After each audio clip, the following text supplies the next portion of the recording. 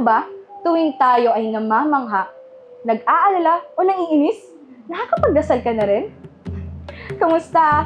Ako si Rian Aragon at welcome sa Way Back Wednesday, kung saan pag-uusapan natin ang mga pangyayari at mga bagay-bagay sa ating nakaraan at sa kasaysayan. Kung bago ka sa Way Back Wednesday at nais mong mapanood ang iba pa naming mga video, maaaring i-like at i-follow ang page o channel na ito.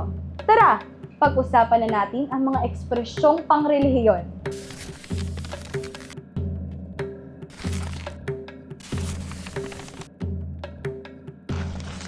Nang dumating ang mga Kastila sa Pilipinas noong 16th century, isa sa mga daladala nila ay ang Kristyanismo. Kasabay ng pagpapalaganap ng relihiyon, itinuro din nila ang mga dasal at pagpapahalaga sa mga banal na pangalan, lalo na ang La Sagrada Familia o ang banal na pamilya na sina Jesus, Maria at Jose. Dahil goal ng mga Kastila na gawing sentro ng buhay ng mga Pilipino ang pananampalataya, hinikayat nila ang paggamit ng mga panalangin mabilis sambitin, Jesus, Maria, y Jose. Habang lumilipas ang panahon, naangkin ng mga Pilipino ang panalangin na ito at isinama sa kanilang pang-araw-araw na pananalita.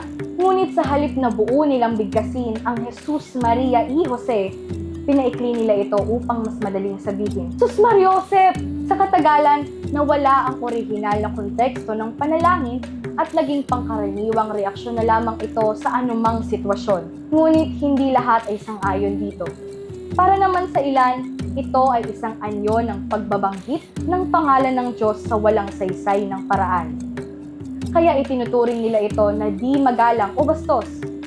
Sa Katoliko, ang sinasabi ng ikalawang utos ng Diyos, You shall not take the name of the Lord God in vain. Kaya sa susunod na mapasigaw ka ng, Sus Mariosep! Tandaan, hindi lang ito isang reaksyon, pati na rin isang dasal. Kung nais yung malaman ng buong kwento, tumingin lamang sa comment section at nandoon ang mga link ng sources ng video na ito. At samahan nyo kami muli sa susunod na Way Back Wednesday. At muli, ako si Rian Aragon at ngayon, alam mo na!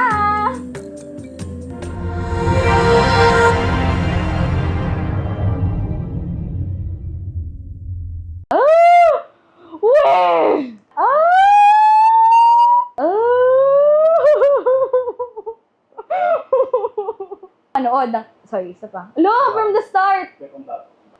Wow.